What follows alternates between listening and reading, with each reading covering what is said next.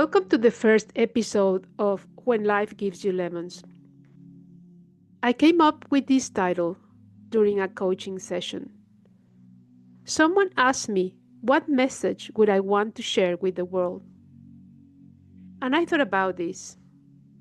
You can do your absolute best, actually even better than you imagine, with the cards you've been dealt.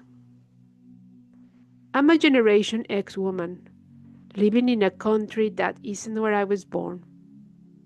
Over the years, I've experienced a series of moments, some magical, some blissful, many deeply interesting. Now, I understand those moments were designed to help me shape a powerful narrative. And I realized something else. When I share some of those life experiences, often people respond with, wow, they begin to think, well, if someone like Anna did that, maybe I can too.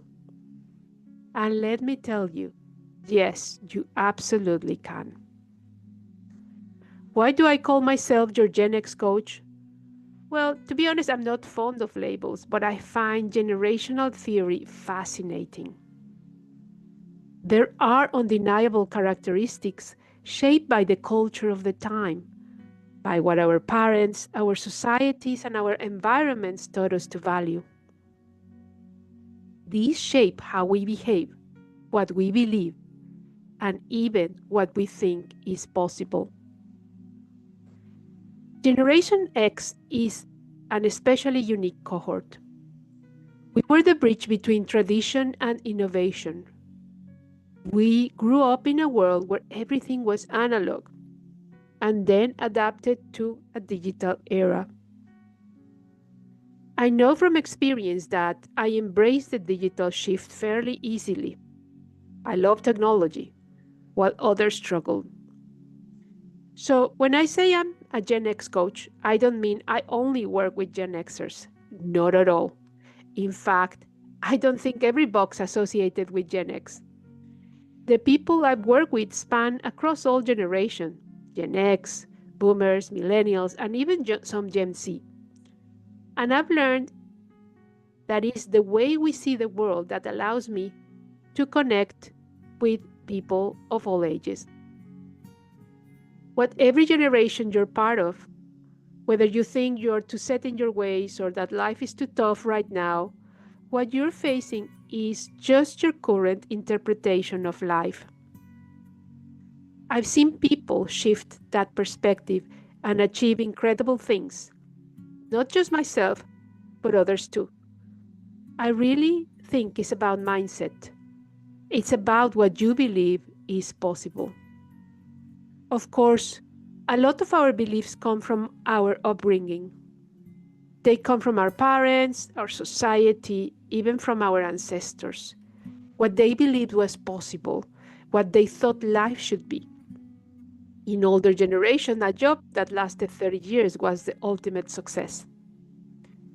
But that model doesn't hold today. Now you can build your own business. That old paradigm has been broken. Why? Because people across all generations, Gen Z, Millennials, and even the older generations, are waking up to the idea that what truly matters is living a fulfilled life. It's not about how many hours or years you log at a job that doesn't ignite your passion. Because when that job ends, due to retirement or any number of reasons, you might find yourself wondering what's left. That's why many younger generations are so focused on living in the moment, enjoying life now. But what if I told you that you don't have to choose between a fulfilling job and a joyful life? You can have both. You can find work you're passionate about, or build a business you love and still live fully. You don't have to sacrifice one for the other. We've been conditioned to think that it's either A or B, but what if there were countless other options? Crazy, right? I went through the same patterns myself, thinking, this is what my life should look like. This is what my parents said I should do. Or this is what my parents say success looks like. But from a young age, I felt the urge to do my own thing. I didn't even know what the thing was at first. I just knew I didn't want to conform.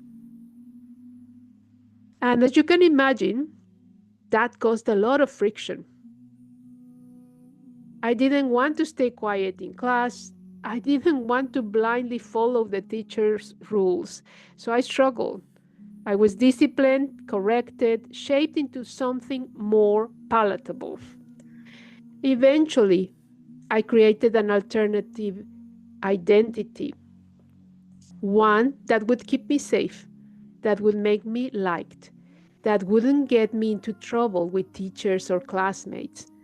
But by the time I was 12, I felt like all my original spark, my quirkiness, my curiosity, my funny nature had been extinguished. At least that's what I believed back then. When we look at generations, we see how each was shaped by the one before. People often assume that Gen Xers were raised by boomers, but most of us were raised by the silent generation. And the silent generation was exactly what the name implies: quiet, stoic.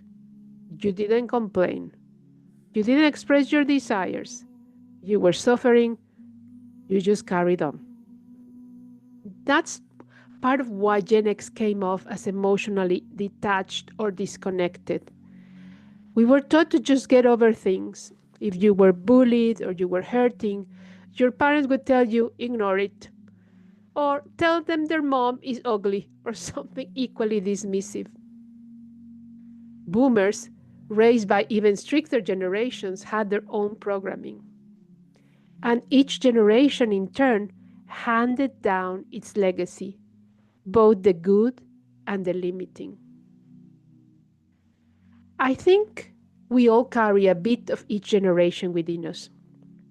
But now we have the power to create something new.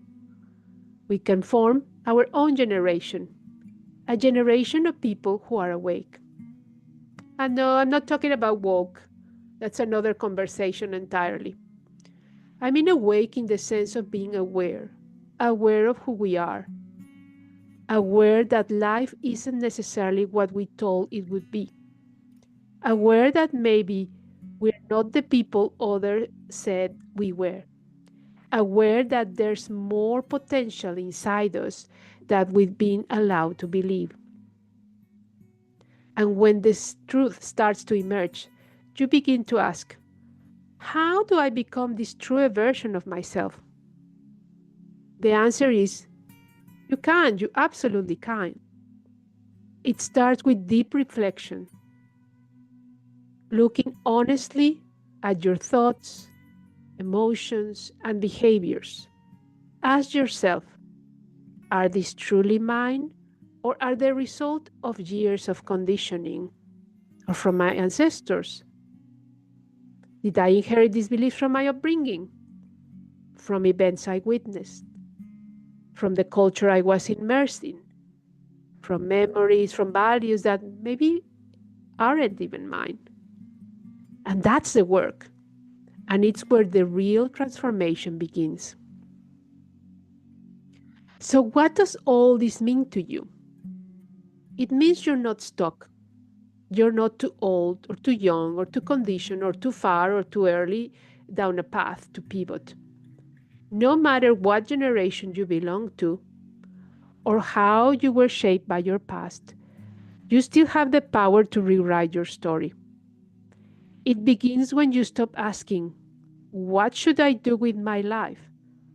And start asking, who am I really beneath all the noise? You're not just the product of your time. You are the creator of your future.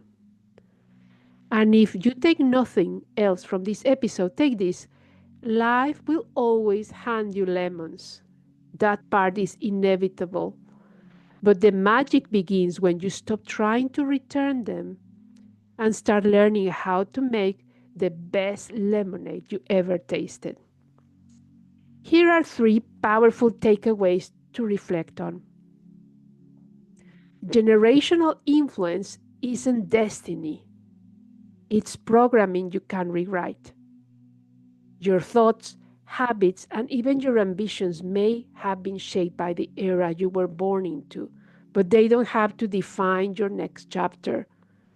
Awareness is the first step towards liberation.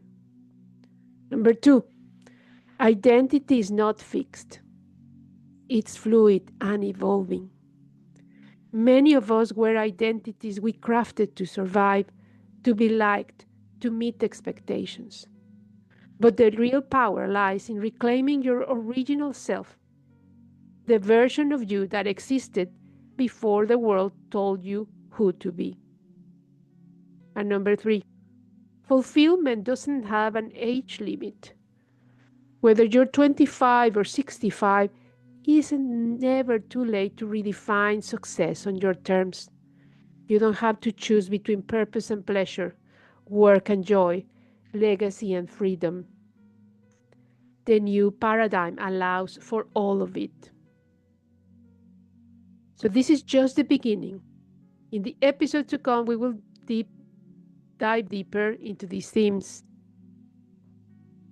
with real stories, practical tools, and the occasional hard truth. Until next time, remember, when life gives you lemons, you decide what to do with them. So let me know if you'd like to help in any of these areas, and just get in touch.